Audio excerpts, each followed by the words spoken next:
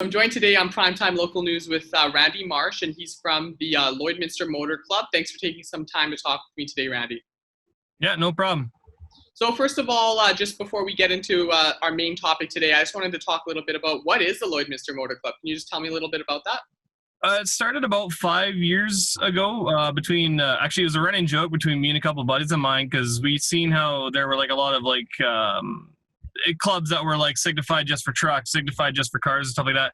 And we kind of wanted to just start something that was more for everybody and still had a little bit of a community involvement and giving back to the community and stuff like that. So yeah, we started it as a sort of, let's see what happens. And yeah, now it's blown up to, we got, I think, 6,000 members on our group or on our fan page. We got over 1,000 members on our discussion page. We've got member cards out there, and yeah, like we've got chapters down in Wainwright and Provost and stuff like that. So it's grown a lot bigger than what I originally anticipated. That's for sure. That's awesome. And you talked a little bit about community involvement, and that's something that I wanted to talk with you about because Lloydminster Motor Club had a kind of charity barbecue last weekend. So can you just talk to me a little bit about that event?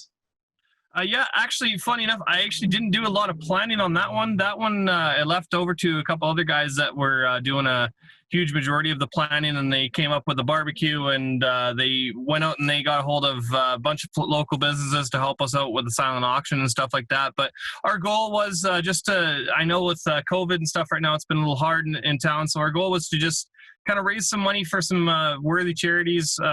We were able to raise about $905 per charity. We had 3 charities where we're donating to: muscular dystrophy, Canadian Angelman syndrome, and the Goat's Christmas Wish. And how did you come to those charities to donate the money to? The Motor Club and the Goat's Christmas Wish, we've always kind of been close. We've always kind of helped each other. I personally think it's a very good charity to support. And every time that I hear what they're doing on the radio around Christmas time, I end up crying on in my truck like a baby. But you know what? It's for a good cause. And the Canadian Angelmans and muscular dystrophy were actually 2 of the new heads of the Motor Club. Those were the ones that they wanted to donate to. So we figured, yeah, why not? They're very deserving charities. So you're giving to a charity is no real bad reason to give to a charity. For sure. And what does it mean for you to be able to contribute to giving back to the community and have the community also come out and support during that event? Well, it's nice to see that people share the same mindset where they want to help the community when and where they can. And that's one thing that we've always really done with the Motor Club. We've done a lot of fundraisers for I Love Alberta Boobs and Movember and the men's shelter and stuff like that. So it's nice to give back to these programs that, and otherwise they might not have been able to get this additional funding. So if we can provide an option for them to help them out, I'm all for it. So, and you talked about turnout as well. You know, I think you were kind of concerned with COVID, not sure how many people would come out to it. What was the turnout like for the event? Actually, it was really nice. If I had to wager a guess, probably over 50, 60 vehicles that showed up throughout the day, because some were coming and going and stuff like that. And we had a lot of exposure. We were right on the main drag, right at DG Tech there, right on the north end of town. So we got a lot of exposure. A lot of people came in after driving by, just wondering what it was about. And couple people bought some burgers and hot dogs and stuff like that, took part in the silent auction. So no, I think it was a great success, and I was just really happy with how everything turned out. I didn't really know what to expect with COVID, so I was really happy with how everything turned out. That's great. And when we were preparing to do this interview, you told me that you're the founder, but you're preparing to kind of step back a little bit from that head honcho type role. Can you just talk a little bit about that?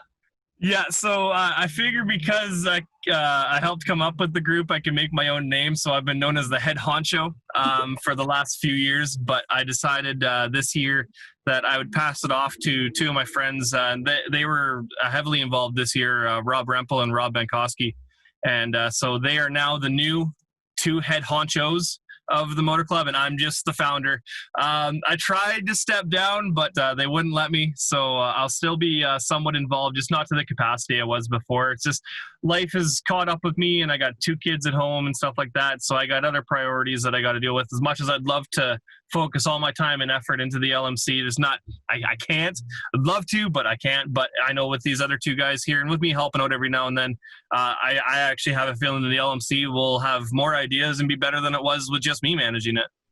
Yeah, so with those two guys taking over, are there any other kind of things that are in the works or coming down the road with the Lloydminster Motor Club? We weren't even actually done cleaning up the barbecue from last weekend, and both the guys were already talking about what we're going to do for a season opener for next year. And I know they're bouncing ideas back and forth off of each other, and they're throwing ideas my way and stuff like that. And so it's looking like it's going to be 2021 is going to be a good year for the motor club, assuming that we can get past these COVID restrictions and stuff like that. And I'm really looking forward to where this motor club is going to be going. That's awesome. And for people who are looking maybe to join or find more information, what's the best place for them to just learn more about Lloydminster Motor Club? We are on Facebook. If you just look us up on Lloydminster Motor Club LMC, and we do have a discussion group as well called Lakeland Motor Club Group.